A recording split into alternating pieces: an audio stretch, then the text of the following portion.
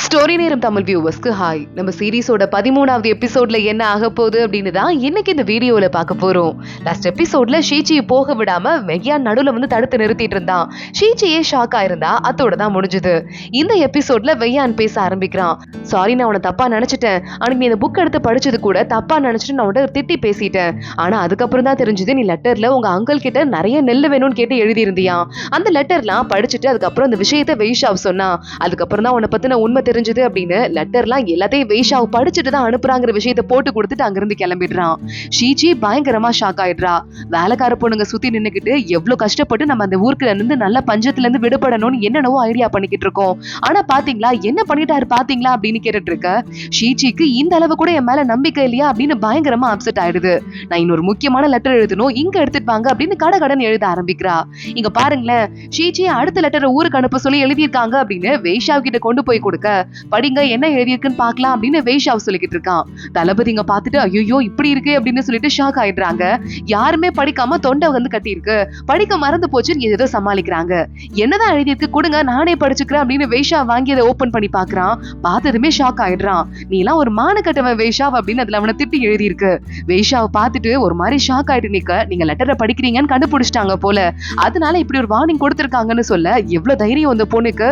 நானும் கொஞ்சமா இடம் கொடுத்து தலையில ஏறிட்டா, இன்னைக்கு நம்மள உண்டியலன் பண்றனா இல்லையான்னு பாரு அப்படின்னு வெய்ஷாவ் கோவத்தோட கிளம்பி போறான். நேரா கிளம்பி போறவன் ஷீச்சி கையை கட்டிட்டு வெயிட் பண்ணிட்டு முன்னாடியே முறைச்சு தின்னுட்டு இருக்கா. ஆனா இதை பார்த்துட்டு வெய்ஷாவ் தான் லேசா பயந்துடுறான். தொண்டையை கம்மிட்டு சரி ஓகே அப்படியே சைலண்டா போய் படுத்துருவோன்னு நேரா அவனோட தனி ரூம் ஒண்ணு இருக்கும்ல, அங்க போயிட்டு பெட்ஷீட் எழுத்து போட ஆரம்பிக்க அங்கேயும் ஷீச்சி வந்து கதவை ஓபன் பண்ணிடுறா. என்ன எங்கிட்டு போனாலும் லாக் போடுறா, என்ன பண்றதுன்னு தெரியலையேன்னு ரொம்ப டயர்டா இருக்கு, தூங்க போறேன், பாட்டி வேலையை வர நீ பாத்துட்டு இருக்கல பர்த்டே ஃபங்க்ஷன் வேலைய, நீயும் தூங்கு அப்படின்னு வெய்ஷாவ் இவன் மூஞ்சையே பார்க்காம சொல்லிட்டு நேரா படுக்க ஆரம்பிக்கிறான். ஷீச்சி உடனே சைலண்டா போயிட்டு 3 டாக்குமெண்ட் எடுத்துட்டு வரா. இதுல என்னென்னலாம் மெனுன்னு இருக்கு, இதுல யாருக்கு எது பிடிக்கும் பிடிக்காதுன்னு எனக்கு தெரியாது, ஒரு தடவை பாருங்கன்னு சொல்ல, ஆஹா டார்ச்சர் பண்றாளேன்னு வெய்ஷாவ் சும்மா பேச்சுக்கு பார்த்துட்டு எல்லாம் கரெக்டா தான் இருக்கு அப்படின்னு சொல்லிட்டு மறுபடியும் படுக்கிறான். இதுல எந்த மாதிரி ஹேண்ட் ரைட்டிங் யூஸ் பண்றதுன்னு தெரியல, எது யூஸ் பண்ணா கரெக்டா இருக்கும்னு பாருங்க அப்படின்னு ஷீச்சி மறுபடியும் சொல்ல, வெய்ஷாவ் இழுத்து போத்துனது மட்டும் இல்லாம ஃபேக்கா கொரட்டை வேற விட்டுக்கிட்டு இருக்கான். ஷீச்சி இருக்கிற கடுப்புல வெய்ஷாவ் எந்திரிடா, என்ன நினைச்சிட்டு இருக்க, எந்திரிக்க போறியா இல்லையா, 4 குத்து குத்துறா. வேஷா வேஞ்சிட்டு என்ன சொல்லி கூப்பிட்ட, என்ன உனக்கு எவ்வளவு தைரியம் இருக்கும், ஒரு மரியாதையே உனக்கு தெரியாதா அப்படின்னு சொல்லிட்டு வேகமா அங்கிருந்து எந்திரிச்சு, இங்க பாரு நீ கல்யாணம் பண்ணிருக்க பொண்டாட்டியா போயிட்ட, அதனால உன்னை உயிரோட விடுறேன் இல்லைன்னா நடக்கிறதே வேற அப்படின்னு கிளம்பி போயிட. ஷீச்சி பார்த்துட்டு என்ன கல்யாணம் பண்ணிக்கிறதுக்கு 1000 பேர் கியூல நின்னாங்க, ஆனா உன்னை பாரு மூஞ்சிய, கண்ணு இத்துக்கணும் இருக்கு, இதையும் அதை விட சின்னதா இருக்கு, வெறும் ஆளு மட்டும் தான் ஹைட்டா இருக்கு, மத்தபடி உன்ட்ட நல்ல குவாலிட்டி எதுவுமே இல்லைன்னு சொல்லிட்டு கையில கிடைக்கிறதெல்லாம் தூக்கி போட வெய்ஷாவை பாக்குறான். எவ்வளவு தைரியம் தான் தூக்கி எரிஞ்சிருப்ப அப்படின்னு. ஷீச்சி இப்பதான் லேசா பயப்பட ஆரம்பிக்கிறா. வெய்ஷாவ் போனா போது இந்த தடவை விட்டு போறேன் அப்படின்னு மறுபடியும் அங்கதான் கிளம்பி ஓடி போயிட, ஷீச்சி மீதி கையில இருக்கதையும் தூக்கி எரிஞ்சிட்டு இருக்கா. உன்னை என்ன பண்றேன்னு பாரு, என்னையே சந்தேகப்படுறியா திட்ட ஆரம்பிக்கிறா. இங்க கிளப்ல மறுபடியும் வெய்யான் பொண்ணுங்க டான்ஸ் ஆடுறத பாத்துட்டு இருக்கும் போது அங்க அந்த அசிஸ்டன்ட் வந்து அவன் காதுல ஏதோ ஒரு விஷயத்த சொல்லிக்கிட்டு இருக்கான். ஏற்கனவே பிளவு ஆரம்பிச்சிருச்சு, இன்னும் பெருசாயிடும் பாத்துக்கலாம் அப்படின்னு அந்த பையனை வேகமா வெளியே அனுப்பிட்டு, எவ்வளவு தைரியம் தான் பேர் சொல்லி லெட்டர் எழுதியிருப்பா, ரொம்ப தைரியம் தான் அந்த பொண்ணுக்கு அப்படின்னு வெய்யான் சிரிக்க ஆரம்பிக்கிறான். ஷீச்சி உட்கார்ந்துட்டு இருக்கா சாப்பிடாம வெய்ஷாவுக்காக வெயிட் பண்ணிட்டு. ஆனா வெய்ஷாவ் மேல இருக்கிற பயத்துல கம்ப்ளீட்டா அவளை அவாய்ட் பண்ணிட்டு இருக்கான், வரவே இல்ல.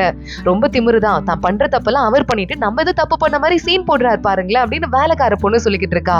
அவரை பத்தி தப்பா பேசாத, உனக்கு என்ன வேணா தண்டனை கொடுக்கலாம் ஞாபகம் இருக்குல்ல அப்படின்னு அந்த லேடி கேட்டுட்டு, நீங்க வந்து கொஞ்சம் பேசி பாருங்களேன், நம்ம அவர் வீட்டுல இருக்கோம், நம்ம வந்து எதுக்கும் ஜாக்கிரதையா இருக்கிறதா நல்லதுன்னு சொல்ல, உடனே ஷீச்சி நான் என்ன பண்றேன்னு தெரிஞ்சுதான் பண்ணிட்டு இருக்கேன் அப்படின்னு சொல்றா.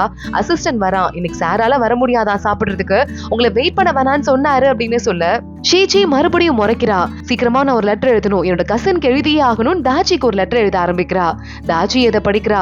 நீ நல்லா இருப்பேன்னு நினைக்கிறேன், இங்க கொஞ்சம் பிரச்சனை இருந்தது போயால கொடியை ஏத்துனதுக்கு அப்புறமா, அதனாலதான் உடனே லெட்டர் எழுதல. ஒருவேளை உனக்கு ஏதாவது பிரச்சனை வந்துச்சுன்னா திருப்பி நீ லெட்டர் எழுது, அதை பார்த்துட்டு நானோ இல்லைன்னா உங்க மாமாவோ அதாவது வெய்ஷாவோ உங்களுக்கு தேவையான ஹெல்ப் பண்ணுவோம் அப்படின்னு எழுதி இருக்கு. அதை பார்த்ததுமே தாச்சி நடந்தது என்னன்னு கண்டுபிடிச்சிடுறா.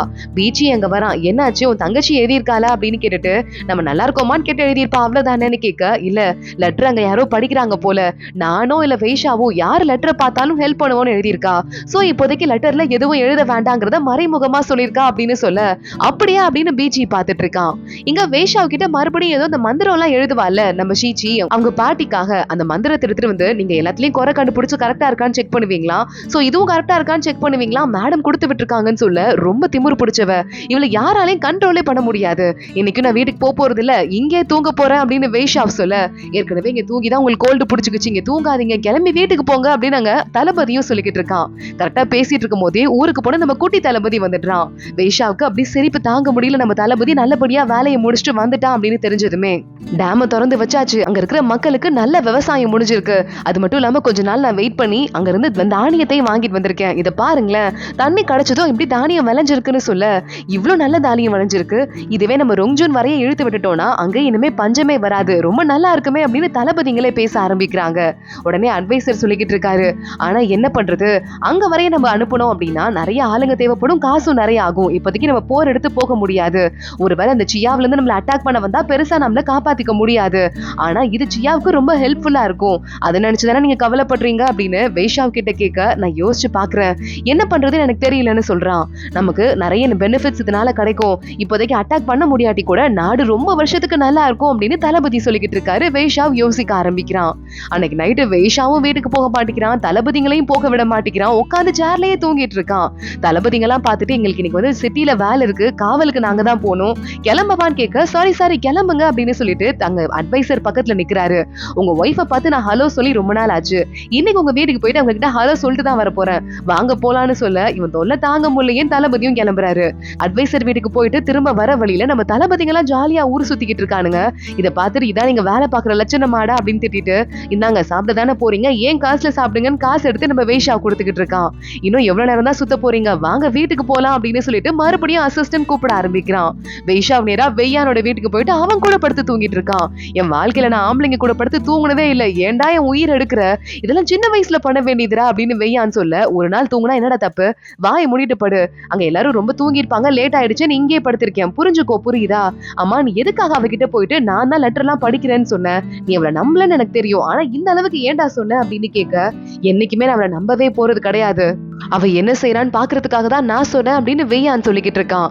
வைஷாவுக்கு ஒண்ணும் புரியல, நீ நம்பாட்டி பரவாயில்லடா, நான் வந்து பாதுகாப்பா தான் இருக்கேன், அத முதல்ல புரிஞ்சுக்கோ அப்படின்னு சொல்லிக்கிட்டு இருக்க, நீ இன்னைக்கும் போர்வை வந்து உதச்சுதான் இப்பயும் தூங்கிட்டு இருக்கியா, இப்ப நல்லா தூங்குறியா அப்படின்னு வெய்யான்னு கேக்குறான். வைஷா உடனே வாய் முடி தூங்குன்னு தூங்க ஆரம்பிச்சிடுறான். நைட்டு நேரம் ஆகுது, ஏதோ சிக்னல் கிடைக்குது அப்படின்னு வெய்யான் திருட்டுத்தனமா வெளியே போக, அந்த அசிஸ்டன்ட் ஒருத்தர் இருப்பான்ல, பியாங்ஷூல இருந்து வந்தவன், அவன் வெளியே வெயிட் பண்ணிட்டு இருக்கான். இங்க பாருங்க, இதான் நமக்கு நல்ல சந்தர்ப்பம், இப்பவே வைஷாவை கொன்னுடுங்கன்னு கையில கத்தி கொடுக்க, என்ன பேச்சு பேசிட்டு இருக்க, அந்த ஷீச்சிக்கு விஷம் கொடுக்க சொல்லி இப்பவே கொடுக்குறேன், ஆனா என்ன ஆனாலும் என் கசனுக்கு என் கையால விஷம் கொடுக்க மாட்டேன், குத்தி கொல்ல மாட்டேன் அப்படின்னு சொல்ல, நீங்க எல்லாத்தையும் மறந்துட்டீங்கன்னு நினைக்கிறேன், நீங்க என்ன வெய் குடும்பத்தை சேர்ந்தவர் நீங்களே உங்களை நினைச்சிட்டு இருக்கீங்களா, அவங்க உங்களை எவ்வளவு கேவலமா நடத்திட்டு இருக்காங்க, இப்பவே அவங்களை கொண்டுட்டா நம்ம நாட்டுக்கு இருக்கிற பியாங்ஷுக்கு இருக்கிற பெரிய பிரச்சனை போயிரும் அப்படின்னு சொல்லிக்கிட்டு இருக்க, அங்க பாரு அதை நான் பண்ண மாட்டேன்னு சொல்றேன்ல அப்படின்னு மறுபடியும் வெய்யான்னு சொல்லிக்கிட்டு இருக்கான். உங்களை யாருமே இந்த குடும்பத்துல ஒருத்தரா பாக்கல, அதுவும் இல்லாம உங்களுக்கு பதவியோ ஏதாவது பொறுப்போ போயிட போகுது அப்படின்னு சொல்லிட்டு, நீங்க வேலைக்காரிக்கு பிறந்த பையன், முறை தவறி பிறந்த பையன் தானே சொன்னாங்க, அப்புறம் நீங்க போன வருஷம் நம்ம ஊருக்கு வரும்போது தான் உங்க அப்பாவை பாத்தீங்க, அதனால மட்டும்தான் நீங்க முறையான பையன் எல்லாருக்கும் தெரிஞ்சது, இப்போ உங்க பாட்டி உங்ககிட்ட நல்லா பேசுற மாதிரி இருக்கலாம், ஆனா அவங்க அப்படிலாம் கிடையாது, உங்ககிட்ட எந்த பதவியும் கொடுக்காம தவிர்த்துட்டு வைஷாவுக்கு மட்டும் தானே எல்லா பதவியும் கொடுத்தாங்கன்னு கேட்க, என் பாட்டியை பத்தி பேசுற வேலை வச்சுக்காத, நடக்கிறதே வேற அப்படின்னு சொல்லிட்டு வெய்யான் மறுபடியும் உள்ள போயிடுறான், கொல்ல மாட்டேன் அப்படின்னு. இது அந்த ஆளுக்கு செம்ம கடுப்பாயிட்டு இருக்கு. இங்க நம்ம ஷீச்சி உட்காந்து வீட்டுல வேலையை பாத்துக்கிட்டு இருக்கா. இன்னொரு லெட்டர் எழுதணும், அப்பதான் அங்கிள் கொஞ்சமாவது நெல் அனுப்புவாரு, அப்பதான் அவருக்கு சீரியஸ்னஸ் புரியும்னு சொல்ல, நீங்க தான் அவ்வளவு உங்களை டவுட் பண்றாரு வைஷா, லெட்டரை கூட படிக்கிறாரு, அவருக்கு போய் ஏன் ஹெல்ப் பண்றீங்க அப்படின்னு வேலைக்கார பொண்ணு கேட்க, உடனே ஷீச்சி சொல்லிக்கிட்டு இருக்கா, அதுக்கு அவருக்கு ஒரே ஒரு காரணம் தான் இருக்கு, பர்சனல் எது வேலை எதுன்னு வைஷா ரொம்ப பெர்ஃபெக்ட்டா பிரிச்சு வச்சிருக்காரு, எனக்கு வீட்டுல ஒரு பிரச்சனை வரும்போது பாட்டி கிட்டையும் ஒரு கசின் கிட்டையும் எனக்காக நின்று சண்டை போட்டு எனக்கு ஹெல்ப் பண்ணாரு, ஆனா இந்த தண்ணி விவகாரங்கிறது நாட்டு பிரச்சனை, அதுல அவர் ஒரு தலைவனா இருந்துட்டு அவர் முடிவெடுக்கிறது தான் கரெக்டா இருக்கும், நான் தலையிட்டது அவருக்கு பிடிக்கலன்னு சொல்ல, நீங்க என்னதான் வந்துட்டு அவர் மேல கோவமா இருந்தாலும் ரொம்ப கரெக்டா புரிஞ்சு வச்சுட்டு கரெக்டா பேசுறீங்கன்னு வேலைக்கார பொண்ணு சொல்லிக்கிட்டு இருக்கா. இங்க வைஷாவ் யோசிச்சு பார்த்துட்டு ஒரு வழியா முடிவுக்கு வந்துடுறான். அசிஸ்டன்ட்டுங்களெல்லாம் கூப்பிட்டு எல்லா தளபதியையும் கூப்பிட்டு, நம்ம ரொங்ஜூன் வரைய அணைய கட்டிட வேண்டியதான், இதனால எத்தனையோ வருஷத்துக்கு நல்லபடியா மக்கள் வாழுவாங்கன்னு சொல்ல, அங்க அட்வைசர் வராரு. இன்னொரு முக்கியமான விஷயத்தையும் சொல்லணும், பணியில ஒரு கவர்னர் இருந்தார்ல, அந்த கவர்னர் கூட ஷீச்சிக்கு ரொம்ப உண்மையா இருந்தாரு, அந்த கவர்னர் ரொம்ப சீக்கிரமா அணைய கட்டிட்டதால நிறைய செலவு மிச்சமாயிருக்கு, அங்க நமக்கு மேற்பார்வையிடுறதுக்கு ஆளுங்க இல்ல, அவரை கூட்டிட்டு வந்தா நமக்கு ஈஸியா வேலையும் முடியும், செலவும் கம்மியாகும். அதே மாதிரி ஷீச்சி மேடமும் நீங்க மறுபடியும் அவங்கள நம்புறீங்கிறத கம்ப்ளீட்டா நம்புவாங்க. அவங்களுக்கும் ஹெல்ப்ஃபுல்லா இருக்கும்னு சொல்ல வைஷாவை பாக்குறான். அவங்களுக்காகலாம் நான் ஒண்ணு பார்க்க தேவையில்லை அப்படின்னு கொஞ்சமா சீன் போட்டுட்டு இருக்கான்.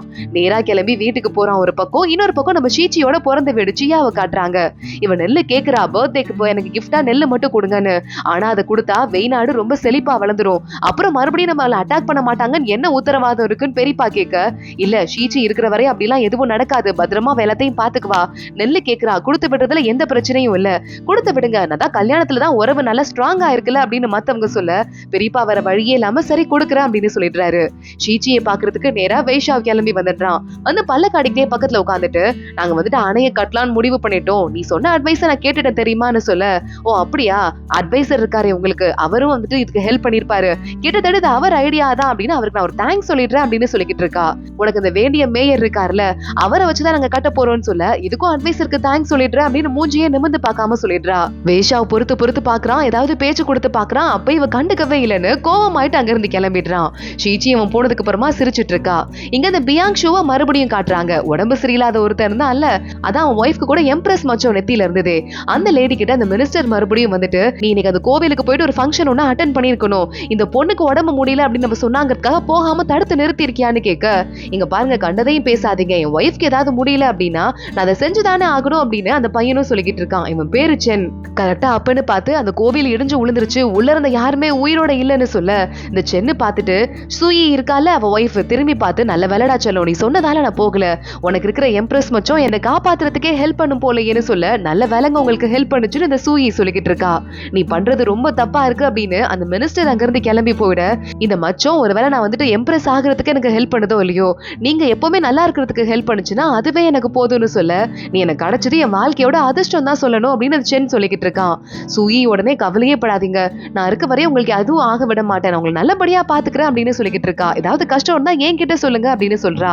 சென்னு பாக்குறான், இல்ல அவங்க அணையை இவ்வளவு தூரம் கட்டிட்டாங்கன்னா நம்ம பியாங்ஷு நாட்டுக்கு தான் பெரிய ஆபத்தா இருக்கும், எனக்கே கவலையா இருக்கு அப்படின்னு சொல்லிக்கிட்டு இருக்க.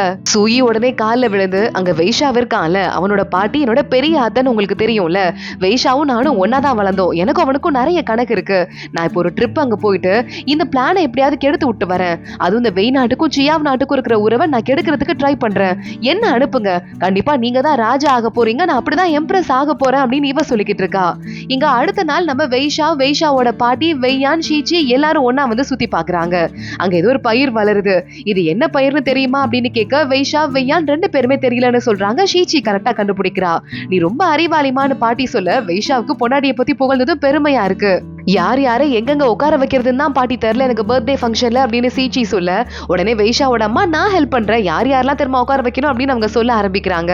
அது மட்டும் இல்லாம பியாங்ஷுல இருந்து ஒரு முக்கியமான ஆள் வராங்க, அவங்கள என் பக்கத்துல உட்கார வைன்னு பாட்டி சொல்ல, உடனே அங்க வைஷாவோட அம்மா இருந்து பார்த்துட்டு அவ வராளா, எனக்கும் அவளுக்கும் முன்னால இருந்தே நல்ல ரிலேஷன்ஷிப் அப்படின்னு அவங்க ரொம்ப குதூகலமா ஆரம்பிக்க, வைஷா உடனே இரும ஆரம்பிக்கிறான் அவங்க அம்மா பேச்ச நிறுத்துறதுக்காக.